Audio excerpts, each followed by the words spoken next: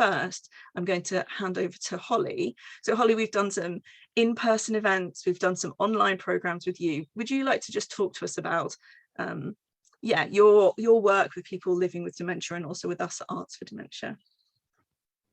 Yes, absolutely. Thank you very much, Penny.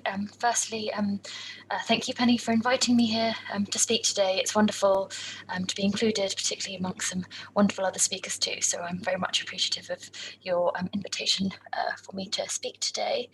And good morning, everyone. So I'm joining from London. I look slightly like I'm in the cupboard at the moment, but I am actually at work. I am actually downstairs at the Wallace collection. Yes, good morning. My name's Holly. I'm the community learning producer at the Wallace collection. Today I'm going to talk to you a bit about some of the projects that we have run and we do run for people living with dementia and carers, a bit about how we measure impact of those programs and some of our priorities going forwards that we'd like to kind of focus on, and some resources that we developed that I thought you might be interested in. So just firstly, for those of you who aren't familiar with the Wallace collection, we're a national museum and we're housed in a historic townhouse just behind Oxford Street, slightly hidden away. The house once belonged to a family called the Marquises of Hertford, and it housed their own personal family collection of fine art, porcelain, furniture, arms and armour, and much, much more. So I've given you some kind of images on the screen just to give you a little flavour of some of the sort of objects and rooms at the museum. We opened as a museum in 1900, and we're a free museum and open 7 days a week. And we deliver a programme for a really wide range of audiences, from schools, families, young people. But today I'm going to kind of specifically focus on the work that we do for people with dementia and their carers. The Out of the Frame programme. So our Out of the Frame programme is the name given to our programme that engages people living with dementia and their carers. And I kind of stress carers because I think a lot of what we see is that there is as much benefit to carers as there is to those living with dementia too. And our programme really tries to kind of incorporate and involve both carer and participant too. And we run this programme in a kind of number of different settings. That includes day centres, memory cafes, community centres, care homes, hospitals, and also at the Wallace collection too. So we kind of run this programme in a kind of really varied number of settings. Sessions vary from kind of large group discussions to more one-to-one conversations, and we really try and tailor the sessions to the needs of the group as much as possible. We take a kind of broad theme as a starting point, so something like travel or seasons or weather, and we choose a few artworks from the Wallace collection to kind of introduce a theme. So it's really about responding to works from the Wallace collection. I think something that kind of makes this programme unique is that we very much take a person-centred approach. So no two Out of the Frame sessions are the same. We don't have a kind of a strict lesson plan or strict session plans that we try to follow. We really kind of try to respond to the needs of the individuals and the groups that we meet kind of there and then. So it's very much a kind of responsive programme in that sense. And we very much it's very much about using art as a stimulus for conversation and discussion. Sometimes we do a practical element as part of that. We do some creative responses as well, but it's all about how we can use art to kind of stimulate conversation and with each other. It's very much about that. And it's very much about inviting people to connect, not only with art, with the artworks, with paintings, with everything like that, but it's also to connect with each other and connect with people, connect with the group and with each other. It's very much about connection as well. So we're not about kind of trying to impart art historical knowledge or anything. It's very much about people sharing their opinions, their views, their responses, and everyone feeling valued in that sense. So kind of leading on from that, it's very much also about active listening. We kind of, it's very much about encouraging people to look, to respond, and give them time and to process and respond. So that's kind of why listening is very much an important part of that. So we kind of encourage our approach is very much about asking open-ended questions, kind of what do you see, what do you notice, what more can we find? I don't know if anyone's ever heard of visual thinking strategies, but we kind of adopt that approach in our sessions.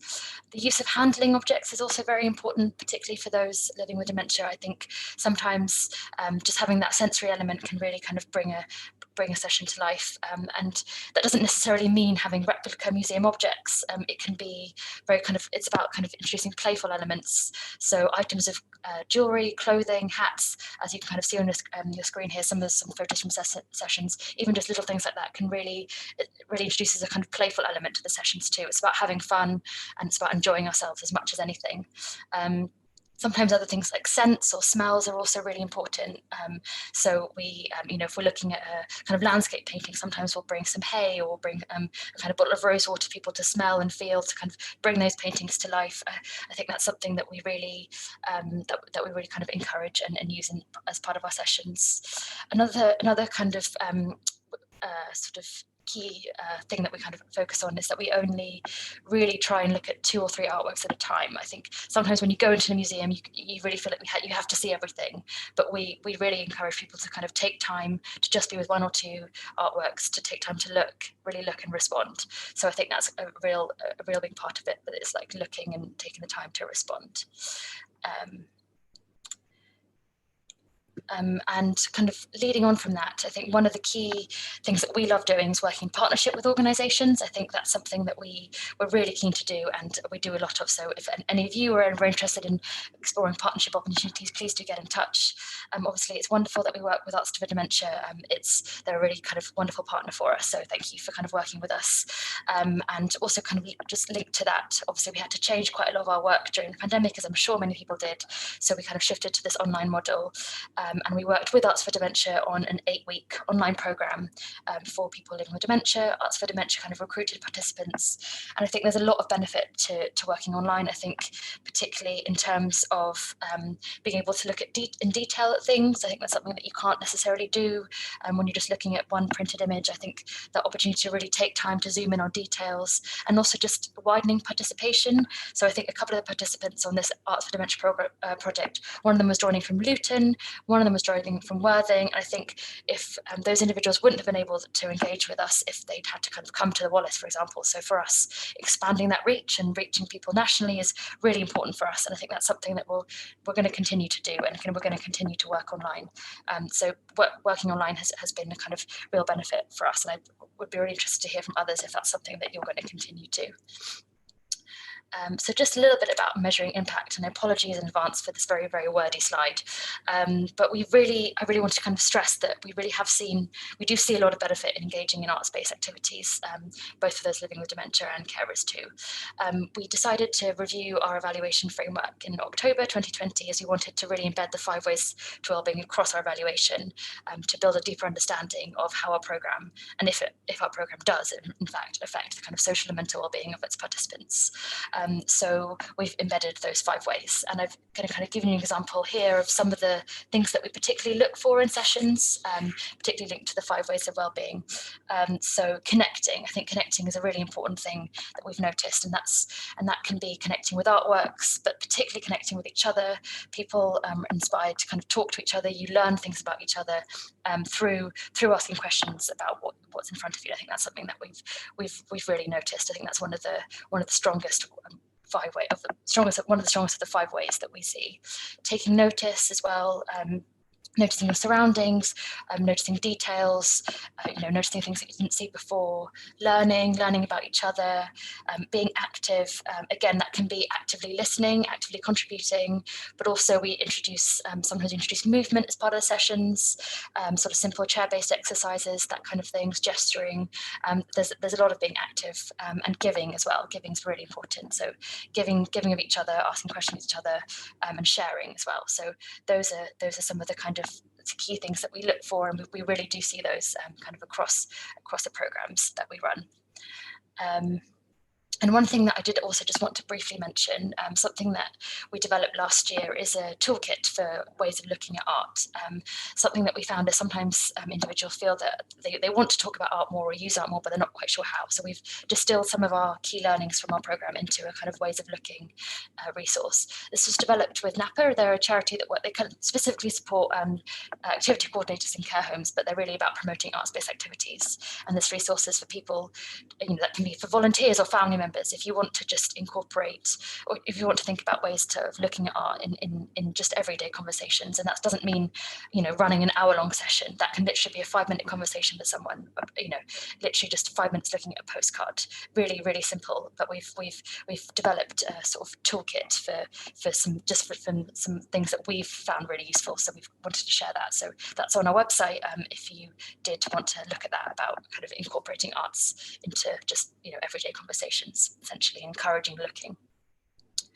And then just going forwards in terms of our priorities going forward, so we're going to continue to offer a hybrid offer, combination of online sessions, telephone conference sessions. Those have been really popular, where we do a kind of group telephone conference call with people, and obviously in person as well. It's been great to return to in-person sessions, so we're going to continue offering this hybrid offer to meet different people's needs. Mild cognitive stimulation therapy, that's something that we'd like to do more of and think more about. So that's essentially a weekly kind of 1 to 2 hour long program for people living with mild to moderate dementia. I think Age UK are currently rolling out a program where we're going to work with them on a couple of their programs, and that it's a kind of 14-week program for people, and hopefully we'll do the kind of arts-based element of that program. So again, just giving that people the opportunity to engage with us on a more regular basis as well.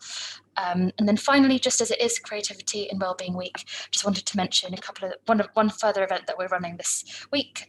We're looking at mindfulness this week, and focusing on our Dutch paintings, as the theme is all about getting outdoors as well. And we're focusing on our landscapes, and we're also we've also got a kind of mindful walk recording for people to use after the session if they want to go outside and explore a mindful walk. And if anyone else has any other questions, please do get in touch with me. That's my email address. I'd love to hear from you, and thank you very much for your time. Sorry if that was a bit brief, but there you go. Thank you.